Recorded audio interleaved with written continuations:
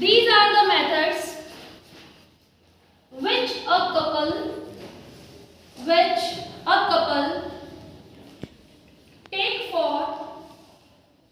take for avoiding pregnancy. Avoiding pregnancy को underline कीजिए.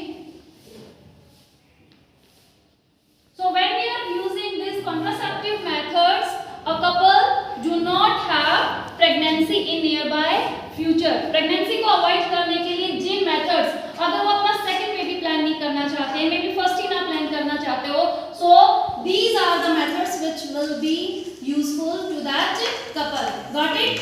These are basically divided into 4 categories. आप 1 2 3 करके लिखेंगे बच्चे, ठीक है? First mechanical.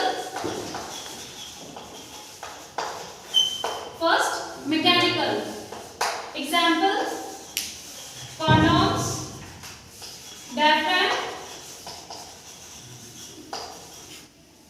Next is cervical caps.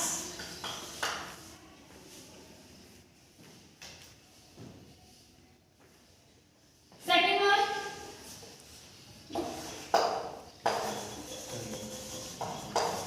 chemical.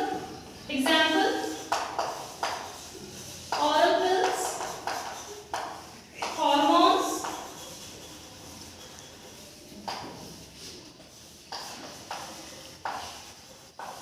spermicide,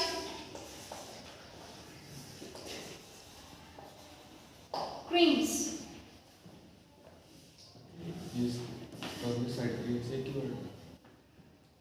Spermicide अलग है, creams अलग है. These are when oral pill से start करते हैं. Oral का मतलब होता है taking by mouth. Just like another tablets we used to take from with the help of maybe milk, maybe warm water. These are the pills taken by the females before or after sexual intercourses. What these are going to do? These are not going to that ovum survive. Ovum अगर degenerate हो जाता है, so maybe sperms are available inside the fallopian tube, but there is no one to fuse with that sperm. हमें fusion के लिए 2 gamete चाहिए, male and female. तो उनमें से एक ओवम को अगर किल कर दिया जाता है तो अकेले स्पर्म से क्या प्रेगनेंसी कंसीव हो सकती है? No. Got it? So by mouth we are taking in the form of tablets. Next, hormones. This could be in the form of injection. Again, this could be in the form of pills. After that, spermicide. आपने lower classes में herbicide, weedicide, insecticide किया था. Side का मतलब होता है to kill.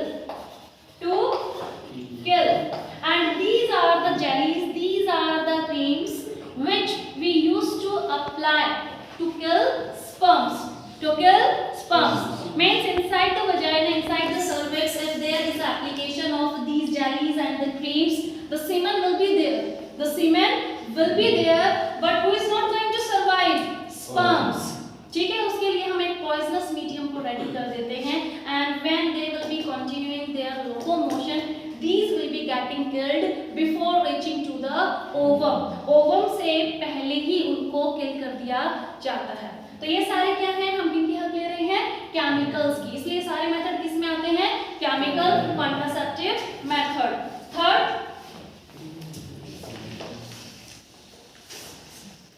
IUD. इसका full form लिखिए. ये IUD के नाम से भी आता है, ठीक है? जैसे 1 मार्क में explain IUD, intra uterine devices.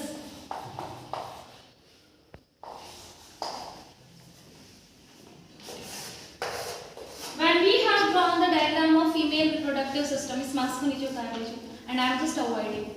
I know what is going on. Is this clear? Do not force me to throw you out of the class. If not interested, you can open the door and you can go. Nobody will be asking. Look at here. Uterus. I have told you largest organ of female reproductive system. Uterus में से sperm ज़्यादा से ज़्यादा time के लिए रहता है.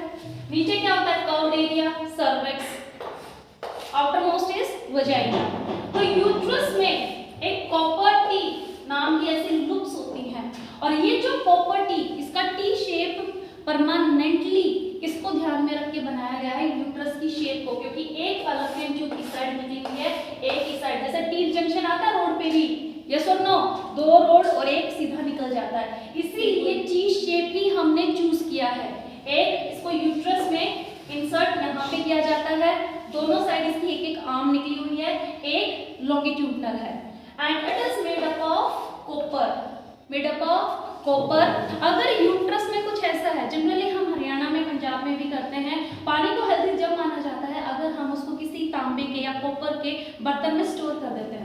पहले के टाइम में अपने दादा दादी से आप पूछेंगे तो ज्यादातर जो आपके यूटेंसिल होते हैं वो किसके होते थे, कॉपर के, क्योंकि कॉपर एक ऐसी चीज है जैसे ही वाटर के साथ कांटेक्ट में आती है it will start releasing copper ions, और ये copper ions will be working like a spermicide when there will be the passing of sperms. Copper T वहां पे है, वो क्या रिलीज करेगी, कॉपर आयंस, और कॉपर आयंस किसके लिए लाइक अ पॉइजन बिहेव करेंगे for the sperms. Is this clear? तो ये यूट्रस में इंसर्ट किए जाते हैं, इसीलिए इन डिवाइसेस का नाम क्या है, इंट्रा।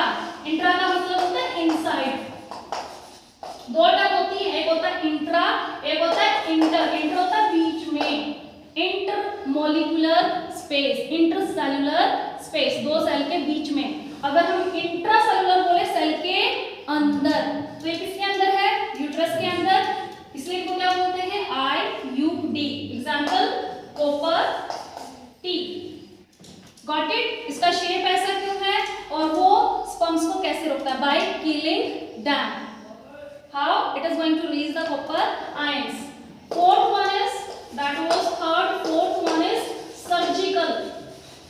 इसमें डॉक्टर की हेल्प लेनी ही पड़ेगी। These are the two methods. Look at here. Intrauterine devices ऐसा नहीं है कि आपने कहीं से भी डायफ्राम, सर्वाइकल कैप्स या फिर ओरल पिल्स या स्पर्मिसाइड खरीदे, खुद अप्लाई कर लीजिए।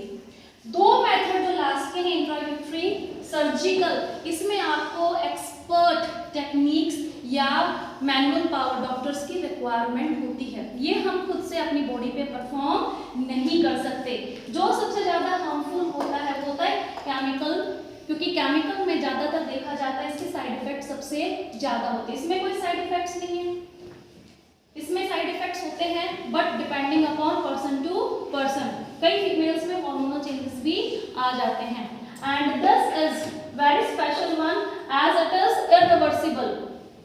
मैकेनिकल को जब भी हम चाहे यूज कर सकते हैं, कंसीव करना चाहते हैं इनको अवॉइड कर दीजिए, प्रेगनेंसी हो जाएगी, ठीक है। Means these are reversible, you can use, you can discontinue their use. Same is the thing with the chemical. जब तक आप oral pills ले रहे हैं, spermicide apply कर रहे हैं, तब तक conceiving नहीं होगी। conceive करना चाहते हो कपल, इनको discontinue कर सकता है। ये होते हैं कुछ years के लिए। Suppose कपल अगले 3 साल के लिए या 5 साल के लिए conceive नहीं करना चाहता, तो उसी के अकॉर्डिंग इसकी स्ट्रेंथ यूट्रस में लगाई जाएगी। 1 साल के लिए कंसीव नहीं करना चाहते तो 1 साल के अकॉर्डिंग कॉपर टी लगेगी। Is this clear? तो कितना गैप आप मेंटेन करना चाहते हैं डॉक्टर को पहले बताना पड़ेगा, उसी के according the doctor will be selecting the device and inserting inside the female uterus. Is this clear? और तब आपका वो 1 साल कंप्लीट हो जाता है, 3 साल कंप्लीट हो जाते हैं, फिर से डॉक्टर के पास जाना पड़ेगा, फिर से इसको रिमूव करवाना पड़ता है। Is this clear? तो ये भी क्या है, रिवर्सिबल है। लेकिन सर्जिकल, ये स्पेशल केस किस लिए है, बिकॉज इट इज इरिवर्सिबल। एक बार हो गया तो आप इसको दोबारा से रिवर्स नहीं कर सकते। सर्जिकल में लिखिए, दो मेथड होते हैं, first one is vasectomy, vasectomy, इसकी डेफिनेशन लिखिए। In this method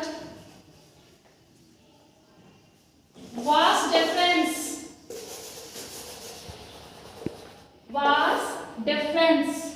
vas deferens किस ट्यूब का नाम है, जो स्कॉटम में से टेस्टिस कितनी थी मेल के पास, 2, वहां से 2 ट्यूब निकलती कहां तक आ जाती है, पीनस तक, और पीनस के साथ साथ वो 3 ग्लैंड का सिक्रेशन भी लेके आती है कि नहीं आती है, got it.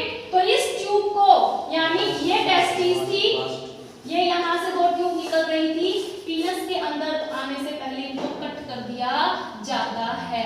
Is this clear? तो इसके पास सब कुछ सिक्रीशन होगा, लेकिन कौन नहीं होगा? स्पर्म नहीं होंगे। And this method vast difference को अंडरलाइन कीजिए, vast difference in human males. Human male भी एक इंपॉर्टेंट इंफॉर्मेशन है, ठीक है? And this method vast difference of human male is cut and tied. इसको अंडरलाइन कीजिए, cut and tied. Written, look at here. If we are going to have these pair of testes, this scrotum, यहाँ से vast difference निकल रहे हैं, इनको यहाँ से कट लगाया जाता है, ठीक है? क्योंकि हमें प्रॉब्लम प्रोस्टेट, सेमिनल वेसिकल या बल्बो यूरेथ्रल ग्लैंड से तो नहीं है ना, वो तो स्पर्म नहीं बना रहे हैं, तो हम कहाँ पे कट करेंगे? टेस्टिस के जस्ट ऊपर। पहले इनको ऐसे कट किया जाता है, फिर इसको ऐसे यहाँ पे फोल्ड करके यहाँ टायर, इसको यहाँ टायर, इसको पीछे हुक की तरह यहाँ ऐसे टायर कर देते हैं। टाई नहीं करेंगे तो? यस, टाई नहीं करेंगे, ये टिश्यूज हैं, माइटोसिस करके फिर भी जुड़ सकते हैं। Is this clear? दोबारा से जोड़ा नहीं जा सकता, मैं तो खोल दे उनको। जोड़ा जा सकता है, आप इनको खोल के दोबारा से भी जोड़ सकते हैं, but there are not 100% chances कि वो पहले जैसे बिहेव करेंगे। ब्लॉकेज भी उसमें हो सकती है। टिश्यूज ने अगर अच्छे से अपना मल्टीप्लिकेशन नहीं किया तो इसमें ब्लॉकेज हो जाएगी, इसलिए इसको बोलते हैं सर्जिकल इरिवर्सिबल होते हैं, सोच समझ के करवाने चाहिए। वैसेक्टोमी को याद करने का तरीका, बच्चे जनरली उल्टा कर देते हैं, वैसेक्टोमी फीमेल में करा देते हैं, ट्यूबेक्टोमी किसमें करा देते हैं? मेल में। V4 vasectomy, V4 vas deferens. तो वास डिफरेंस किसमें होता है? मेल में। वैसेक्टोमी भी किसमें होगी? मेल में। Is this clear? दूसरा लिखिए, ट्यूबेक्टोमी। ट्यूबेक्टोमी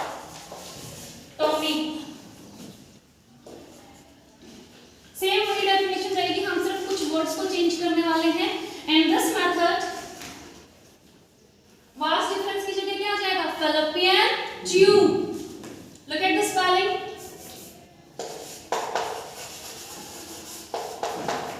स्पेलिंग ध्यान से लिखा करो, फैलोपियन ट्यूब, अंडरलाइन कीजिए इसको।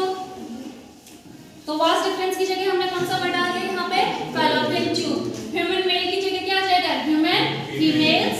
आगे सेम वही लाइन है, इज कट एंड टाइड। इसको अब अंडरलाइन कीजिए। अब इधर देखिए, उस दिन डायग्राम बनाना आपको आ गया था ह्यूमन रिप्रोडक्टिव सिस्टम का? इजी। यहाँ से ये चीज बड़ी होती जाएगी, यहाँ पे कौन है? ओवरी। तो इसको हम कहाँ से कटते हैं बच्चे? ये ठीक ओवरी के जस्ट बाद एम्पुला से पहले यहाँ से कट की जाती है। Got it? इसको यहाँ से फिर इस हिस्से को यहाँ से टाइप कर देंगे, इसको फोल्ड करके यहाँ से टाइप कर देंगे। Got it? Ovaries will be there, maturation will be there, और ओवम अब फैलोपियन ट्यूब में कभी नहीं पहुंच पाएगा। If there is coitus, if there is sexual intercourse, semen will be there, sperms will be there, but these are not getting any ovum to fertilize. Got it? So no pregnancy will be there. एक और चीज बच्चे जैसे पूछते हैं कि ma'am जैसे tubectomy हो जाती है फीमेल्स में, तो क्या मेंस्ट्रुएशन साइकिल पे कोई असर पड़ता है? क्या मेंस्ट्रुएशन साइकिल भी बंद हो जाएगी? The answer will be no. Menstruation cycle as it is आएगी, क्योंकि मेंस्ट्रुएशन साइकिल मैंने आपको बताया था किससे कंट्रोल होती है? हार्मोन से। क्या हमने यहाँ पे हार्मोन से के साथ कोई भी छेड़खानी की है? नहीं। तो हर महीने यूट्रस में वो एंडोमेट्रियम बनती रहेगी। एंडोमेट्रियम को तब जाइगोट नहीं मिलेगा, फिर वो ब्रेकडाउन भी होगी, और ब्रेकडाउन होगी तो मेंस्ट्रुएशन साइकिल भी रहेगी। ये खत्म कब होती है? हमने मेनोपॉज किया था 45 एंड अबव इयर्स। मैंने बताया था ना, इयर्स इंपॉर्टेंट इंफॉर्मेशन है। क्यों? क्योंकि उस टाइम प्रोजेस्टेरोन और एस्ट्रोजन कम होने लगते हैं। Is this clear? Contraceptive clear हो गया? ठीक है। इसमें असेक्सुअल में कल हम अमीबा कर रहे थे, अब ये सेक्सुअल पार्ट पूरा हो गया। Double fertilization, male female, STD plus contraceptive method. Next is asexual. Asexual में पेरेंट कितने होते हैं? Single parent is involve. Parent एक ही है और बॉडी भी इनकी काफी स्मॉल होती है, इतनी ज्यादा वेल डेवलप नहीं होती, तो गैमेट्स नहीं बनते। गैमेट्स नहीं बनेंगे तो क्या फर्टिलाइजेशन होगी?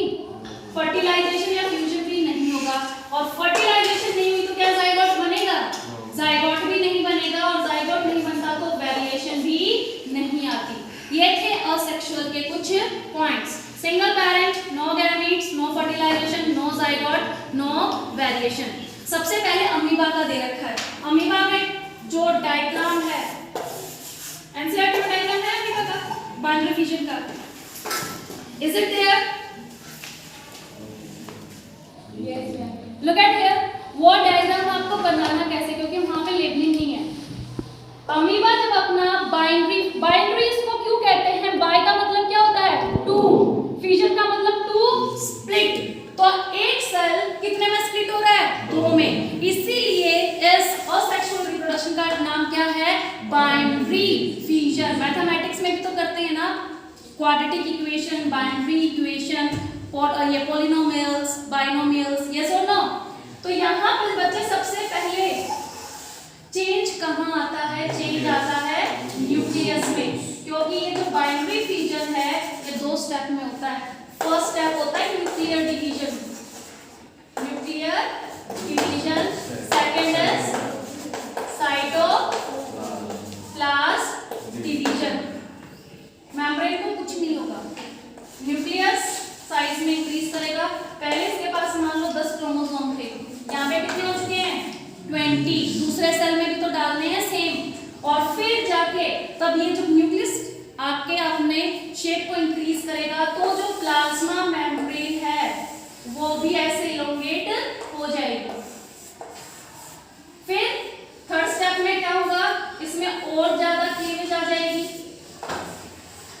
और लास्टली ये दो सेल में स्प्लिट हो जाएगा, और इन दोनों सेल्स को हम क्या बोलते हैं?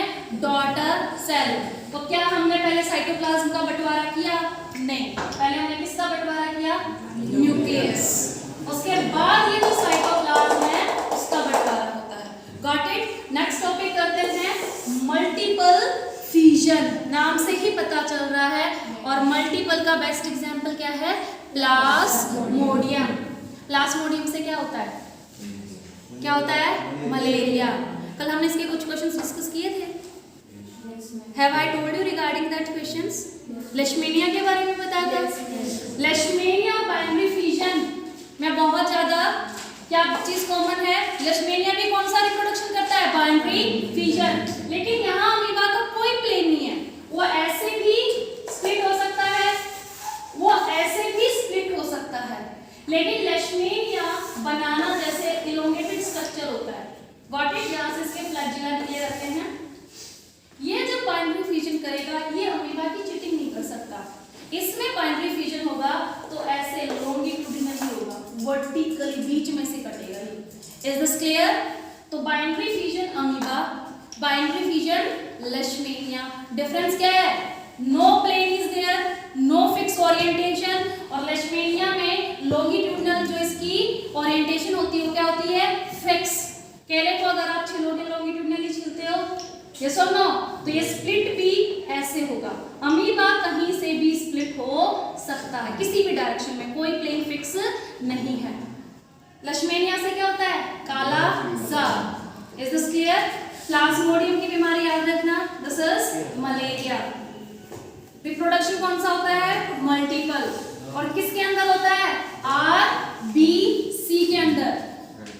मलेरिया में फीवर होता है, किस किस को मलेरिया हुआ है? किसी को नहीं। Look at here. जल्दी सुन लो, जो आपको नहीं पता है। डायग्राम बच्चे देखते हैं कि ठीक है एक सर्कल के अंदर बहुत सारे स्क्वायर्स बनाने हैं, ये डायग्राम नहीं होता है, वो सर्कल नहीं है, वो क्या है? RBC। और इस RBC के अंदर वो जो प्लाज्मोडियम है अपनी जनरेशन बनाने पे लगा हुआ है। एक टाइम ऐसा आएगा RBC का जो साइज है वो छोटा पड़ जाता है, and it is going to rupture just like endometrium. Got it? और तब जब एक RBC बर्स्ट होता है, फूटता है, तो हेमेजॉइन नाम का एक केमिकल निकलता है। किस नाम का? हेमेजॉइन।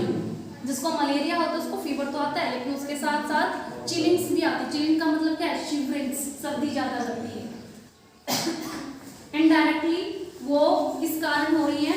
आरबीसी के बर्स्ट होने, जब आरबीसी टूटते हैं तब चिलिंग्स होती है। Got it? और शिवरिंग। और आरबीसी क्यों फूट रहे हैं अंदर? क्योंकि उसके अंदर कौन बैठा है? प्लाज्मोडियम। ऐसे वो हमारे आरबीसी पे अटैक करता है। Got it? इसके बाद आता है बडिंग। बडिंग का बेस्ट एग्जांपल हाइड्रा। डायग्राम बनाने की प्रैक्टिस कर लेना। बडिंग, फ्लावर से पहले कली आती है, तो बड का मतलब क्या है? कली। लेबलिंग सिर्फ आपको इतनी करनी है। बड, ये क्या है? पैरेंट। क्या है? पैरेंट।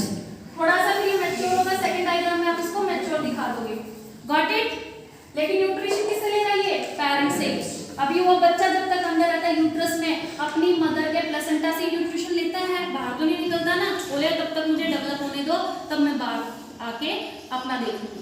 लेकिन ये अभी इसी के साथ है, और तब इसके टेंटिकल्स आ जाते हैं। टेंटिकल्स होते हैं अपना खाना पकड़ने के लिए, क्योंकि हाइड्रा भी क्या है? एनिमल। क्या है? एनिमल। और तब इसकी ग्रोथ होने के बाद ये इसको टाटा बाय बाय बोल देता है। Now it is a complete organism. Budding mature होने के बाद पैरेंट से क्या हो जाती है? अलग। ये ईस्ट में भी होता है फंगस। हाइड्रा के साथ साथ आप क्या याद रखोगे? ईस्ट। रीजनरेशन। रीजनरेशन का एग्जांपल स्पाइरोगायरा। एक लंबी सी एल्गी है, एल्गी का नाम क्या है? स्पाइरोगायरा। मान लीजिए 4 सेल हैं, 4 टुकड़े अगर हम कर देते हैं तो 4 के 4 कंप्लीट ऑर्गेनिज्म में अपने आप को मैच्योर करने लगते हैं। एक चीज आपने भी देखी होगी, I do not know whether you have noticed और नॉट, एक येलो कलर की बेल आती है, अमर बेल जिसको बोलते हैं। वो प्लांट है, लेकिन ना उसकी रूट्स, ना वो फोटोसिंथेसिस कर सकती है। सिर्फ फिर वही बात है, फोटोसिंथेसिस ही नहीं कर सकता अगर वो, तो हम उसको प्लांट क्यों बोल रहे हैं? Just because it is having that cells like plant. वो बड़ा सा वैक्यूल, सेल के बाहर सेल वॉल, वो किससे रिजेंबल करते हैं? प्लांट से। लेकिन वो प्लांट इकलौता ऐसा है जो कि पैरासाइट है। क्या है? पैरासाइट। उसको बेल को आप कहीं से भी तोड़ के कहीं पेड़ के ऊपर डाल दोगे ना, वो अपना खाना किससे लेगी? उस पेड़ से छीन के लेती है। Is this clear? तो कहने को वो पेड़ है but it can not do photosynthesis, और इसीलिए उसका कलर ग्रीन नहीं, उसका कलर क्या होता है? येलो। तो उसमें भी रीजनरेशन हुई कि नहीं हुई? कहीं से भी तोड़ दिया, वो अपने पीछे का पार्ट, आगे का पार्ट ऐसे ही इलोंगेट कर लेती है। इस रिप्रोडक्शन को हम क्या बोलते हैं? रीजनरेशन। एक है फ्रेगमेंटेशन। प्लानेरिया, क्या एग्जांपल इसका? प्लानेरिया। इसके अगर हम 4 टुकड़े ऐसे हॉरिजॉन्टली कर देते हैं, वर्टिकल, हॉरिजॉन्टल, तो 1 2 3 4 कितने प्लानेरिया मिल जाएंगे आपको? 4। लिजर्ड में भी देखते हैं, उसकी टेल अगर कट हो जाती है वो क्या कर लेती है? रीजनरेट। हम अपनी स्किन को रीजनरेट कर लेते हैं, यस और नो? तो किसी किसी ऑर्गेनिज्म के पास ये रीजनरेशन की इतनी स्पेशल पावर होती है कि वो एक एक टिश्यू पीछे का या आगे का खुद ही बना लेता है। इस रिप्रोडक्शन को हम क्या बोलते हैं? फ्रेगमेंटेशन। नेक्स्ट थिंग इज, ये क्या था? स्पाइरोगायरा। कौन सा मोड ऑफ रिप्रोडक्शन को रिप्रेजेंट कर रहा है? फ्रेगमेंट्स। इसके फ्रेगमेंट आपको स्पेसिफिक टिश्यू के आधार पे करने पड़ेंगे। टिश्यू को अगर आपने बीच से काट दिया, ये रीजनरेट नहीं होगा। Got it? इसके फ्रेगमेंट्स, इसके भी हम फ्रेगमेंट्स ही करते हैं, लेकिन ये जो आप फ्रेगमेंट्स कर रहे हैं, ये मैंने क्या बताया? स्पाइरोगायरा में एक स्पेसिफिक प्लेस पे आपको करने पड़ेंगे। ऐसा नहीं आपने कहीं से भी स्पाइरोगायरा को तोड़ दिया। हाँ, लेकिन उसके सेल्स तो आगे ना बचे। उसके पास क्या नहीं है? क्लोरोफिल। इसके पास क्लोरोफिल है, एल्गी है ये। क्लोरोफिल अगर मान लो इसको मिलाएगी, क्या ये फोटोसिंथेसिस कर पाएगी? आप यहाँ पे देखिए, अगर आपने मान लो इसको यहाँ से तोड़ दिया, सिर्फ इसके पास ये अपना पार्ट गया सेल के बीच का, आपने क्लोरोफिल तो ले लिया ना इसका, तो ये सर्वाइव नहीं कर पाएगी। सर्वाइव तभी कर पाएगी स्पाइरोगायरा तब 1-2 सेल आपने उस फ्रेगमेंट में डाले हो। Is this clear? ये होता है रीजनरेशन। रीजनरेशन हमारे पास भी कैपेसिटी है, उस लिजर्ड के पास भी है, लेकिन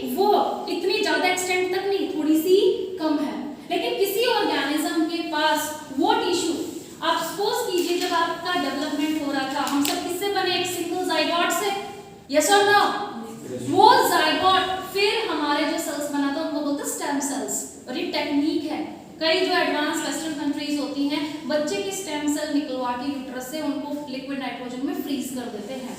आगे चलकर उसको हार्ट की प्रॉब्लम होगी या फिर कोई बोन्स की प्रॉब्लम होगी, WBC अच्छे से नहीं बन रहे, लिम्फोसाइट खत्म हो गए, वो उस टाइम पर हम स्टेम सेल्स को यूज कर सकते हैं। हमारे पास भी रीजनरेशन कैपेसिटी है, लेकिन वो बाद में क्या हो जाती है, खत्म हो जाती है। यानी यूट्रस में जाइगोट से कौन से सेल्स बनते हैं, स्टेम सेल, और ये सेल ऐसे हैं इनको अगर आप अलग अलग कर दोगे ना, ट्विंस वगैरह, इतने ही बच्चे बन जाएंगे।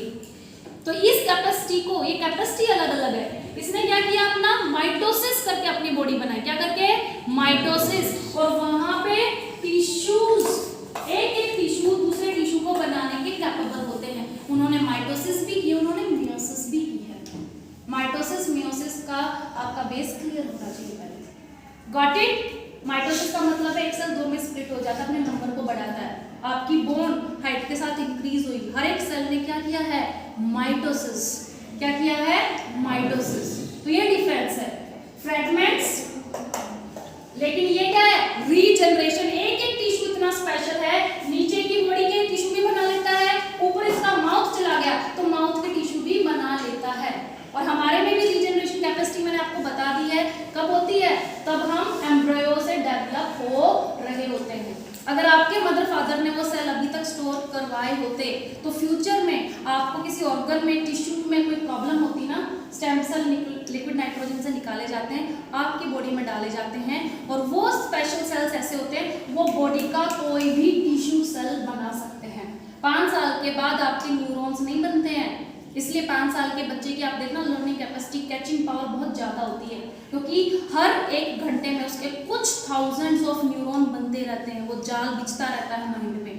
5 साल के बाद वो क्रैमिंग कर सकता है, मेमोरी को आप इंक्रीज कर सकते हैं, किसको, मेमोरी को। न्यूरॉन जितने बनने थे, ब्रेन जितना डेवलप होना था, हो चुका है। Is this clear? तो तब बाद में सेल बनते ही नहीं, तो हम रीजनरेशन कहाँ से करेंगे?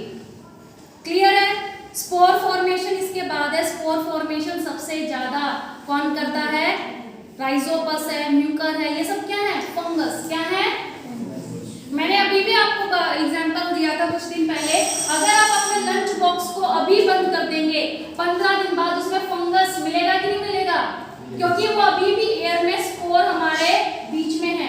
3 एडवांटेज लिखवाई थी मैंने, फटाफट लिखिए स्पोर फॉर्मेशन की। इन्होंने नहीं लिख रखी सबने, जिन्होंने